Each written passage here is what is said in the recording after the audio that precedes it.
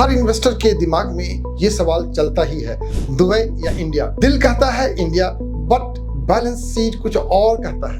आज हम ये डिबेट फिनिश कर देंगे।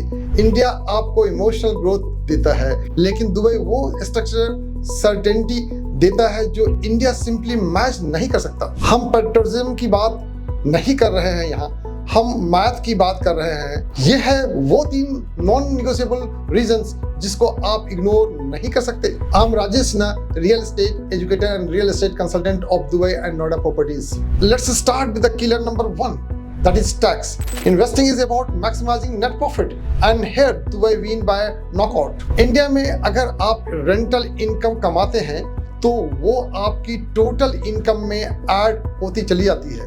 आप इजिली 30% इनकम टैक्स ब्रैकेट में आ जाते हैं, प्लस कैपिटल गेन टैक्स भी लगता है। ये capital gain tax short term के लिए 30% एंड लॉन्ग टर्म के लिए 20% विद इंडेक्सेशन होता है। बट दुबई का pure math, that is Dubai में rental income tax 0%, capital gain tax 0%। इसका मतलब समझो, अगर आप इंडिया में 10% रेंटल यील्ड कमा रहे हो तो टैक्स के बाद वो सिंपली 6 to 7% ही बचता है, जबकि दुबई में आपका वो 10% रेंटल यील्ड एग्जैक्टली 10% के रूप में आपके पॉकेट में जाता है। ये 30 to 40% का डिफरेंस क्रिएट कर देगा इन दो कंट्री में रेंटल यील्ड वाइज। हर साल ये आपके कंपाउंड ग्रोथ को मर्डर कर देता है।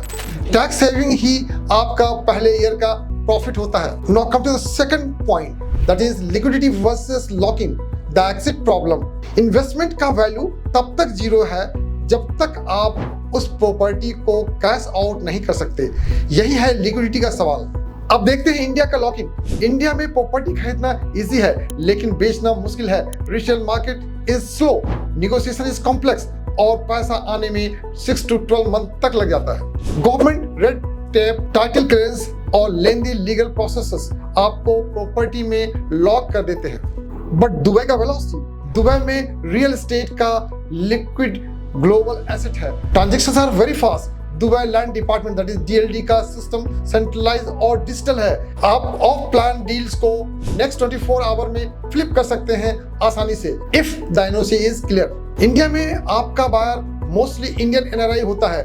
दुबई में आपका बायर अमेरिकन, यूरोपियन, रशियन या एशियन हो सकते हैं। ये ग्लोबल डिमांड आपके एग्जिस्टिंग स्ट्रेटजी को फास्ट कर देता है। आपका एसेट ग्लोबल करेंसी में हेल्ड होता है दुबई में। Next factor, stability and volatility, the currency uncertainty.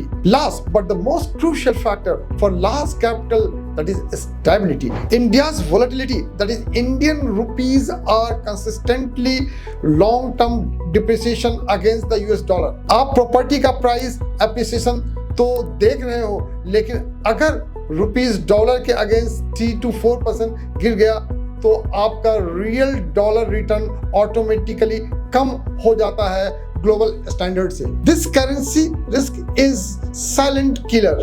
दुबई's gold standard, the UAE dirham, is pegged to the US dollar. इसका मतलब अगर आप डॉलर अर्निंग इन्वेस्टर हैं तो आपका कैपिटल करेंसी रिस्क फ्री है। यहाँ आपकी प्रॉपर्टीज का वैल्यू और रेंटल इनकम की वैल्यूज दोनों ही ग्लोबली गारंटेड है दुबई में। The geopolitical mode. Dubai is a global safe haven. Visa policy, property ownership law, and political stabilities are engineered to attract global capital. India में law और policy local politics पर depend करते हैं। Dubai में they depends on the long-term economic vision. So let us conclude. Dubai versus India. ये debate सिर्फ तब तक चलता है जब तक आप टैक्स, लिक्विडिटी और करेंसी स्टेबिलिटी को इग्नोर करते चले जाते हैं। For pure tax free ROI and global liquidity, Dubai is the mathematical winner. Invest where the structure protects your capital and investment. If you want the complete analytical breakdown of your capital will perform in Dubai versus a comparable Indian city, DM me the word debate on Instagram right now. Share this video to your friends and near who wants to purchase a property in Dubai in near future. Thank you.